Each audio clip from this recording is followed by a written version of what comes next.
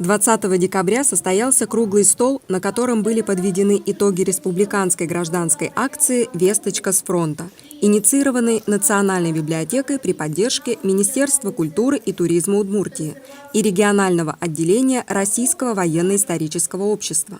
Первоочередная задача акции – предоставить жителям Удмуртии возможность бесплатно восстановить, отреставрировать и сохранить семейные реликвии, письма родных и близких с фронтов Великой Отечественной войны. Такую услугу оказывает региональный центр консервации и сохранности документов Национальной библиотеки Удмуртии, располагающий специализированным оборудованием и квалифицированными кадрами. Официальный старт акции был дан 18 февраля 2016 года. За 10 месяцев в Центр консервации обратились 45 человек. Жители городов Ижевска, Глазова, Можги, Сарапула, Шарканского, Малопургинского, Киясовского, Кизнерского районов. Всего на реставрацию поступило 303 документа, 97 из них на удмуртском языке. На данный момент восстановлен, помещен в контейнер из бескислотной бумаги и возвращен владельцам 241 документ. Подробно о работе по восстановлению документов в рамках акции рассказала заведующая Центром консервации Светлана Исламовна Наговицына.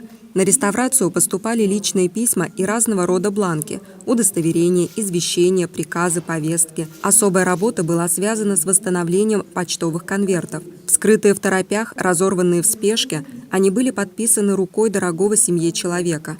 И мы понимали, что и эта часть документа также имеет высокую ценность. После выступления Наговицыной состоялась торжественная передача восстановленных документов одному из владельцев, обратившихся за помощью в Центр консервации, Елене Константиновне Дорофеевой. Продолжая разговор, директор Национальной библиотеки Удмуртии Татьяна Владимировна Тенсина подчеркнула уникальность акции. Такого проекта в Российской Федерации больше нигде нет. Совершенно бесплатные для граждан услуги по реставрации писем. Акция будет продолжена в 2017 году. Мы приняли решение заявить проект на соискание гранта президента России и очень надеемся, что наша инициатива будет поддержана. Кроме того, мы приступили к подготовке электронного ресурса, в который с разрешения владельцев будем включать скан копий восстановленных писем и краткую информацию об авторе письма и его семье. Реализация библиотечной инициативы потребовала привлечения дополнительных средств. В финансировании проекта огромную помощь оказал благотворительный фонд «Добрые сердца» публичного акционерного общества «Белкомнефть». Выступая перед собравшимися, генеральный директор фонда Николай Романович Баль отметил важность акции и выразил готовность поддерживать ее в дальнейшем. В пользу безусловной поддержки инициативы «Весточка с фронта»